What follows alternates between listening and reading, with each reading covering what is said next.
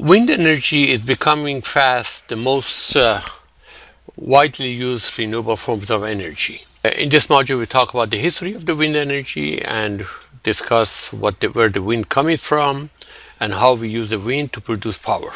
As you can see from this diagram, both the use of the wind energy in the US and the world has been accelerating quite fast, and today we have about 45 gigawatt of annual installed wind capacity in the world, and the number is continuing to increase. Wind has been used for thousands of years, first by the Egyptian on the Nile River to guide the sailboat, and later on in Persia to produce the wind to do some useful work like pulling the water out of the well and grinding the flour to make bread. The diagram on the right and also the YouTube video that I give the reference here is giving you the wind turbine that still is in the operation, and of course they don't produce it, to grind flour anymore, but it will be a more tourist attraction. It's still working, even though the turbine was built in the 7th century. It still is operational. Nothing happened for about another 700-800 years until the Dutch windmill was developed in Europe. And Dutch windmill, the main purpose of that was pulling the water when there was the levees in the breaking down in the Netherlands. Netherlands means low-lying land. That means, like our New Orleans, the water level is higher than the surface layer, and so a lot of times it was being flooded, and they had to to dry out land, and they were using this wind turbine. The Dutch windmill, which is shown here at the diagram to the left, had 4 blades. And at the time they thought more blades is better, so in the US they made a first wind turbine called the Brush windmill. It has about 100 something blades. It did not work very well, and after a few years it was basically decommissioned. Today's wind turbines are using 2 or 3 blades, and which are more common as most of you see the wind turbine. There's a difference between the Persian windmill and the Dutch windmill, that the Persian windmill is a vertically axial wind turbine. Axial wind turbine means, the axis is perpendicular to the ground. It's similar to the revolving door. As the wind cuts up and turns the revolving door, and the axis of that revolving door is connected to some stone mill, which grinds the flour. In the horizontal axis windmill, like the one that's shown here, the axis is parallel to the ground.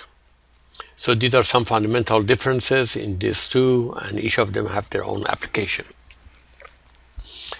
The sources of wind is either global or local.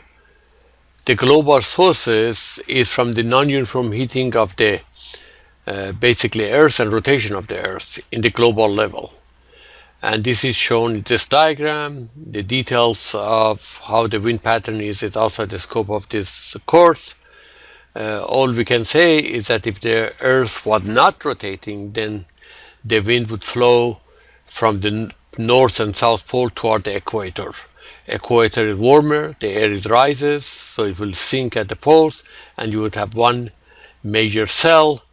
But because of the instability and the rotation of the Earth, then these wind cells, which are called Hadley cells, are breaking down, and then you have all these cells, and that causes the global wind circulation. The local wind happens at 2 really regions. One is where the land and the sea have the interface, or in the mountain valley. In the morning, when the sun comes up, land has a very low heat capacity. That means it cannot absorb the heat very well. It wants to give it away. Water, on the other hand, is a very good coolant. That means it has a very high heat capacity. It takes a lot of heat without the temperature changes very much. So in the morning, the land gets much hotter than the sea very, very fast. The air over land is less dense, lighter, so it rises.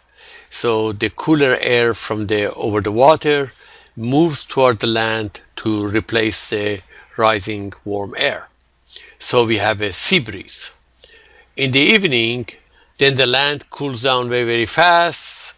The seawater still maintains the heat inside, so the air over the sea is warmer and the flow direction would be reversed. Same thing is happening in the valley and mountain breezes. In the morning, the sun as it comes up, it shines, directly onto the valleys, and the bottom is normal, gets heated faster, and the air is moving along the slope and sinking in the middle. And in the evening, the reverse is happening. In the United States, they divide up the wind into 7 different classes depending on the wind speed, and from a very, very low wind speed to the very high wind speed. A very low wind speed, they do not produce a lot of power, so they're not used. At the very high wind speed, they're not safe to operate, and usually they shut them down.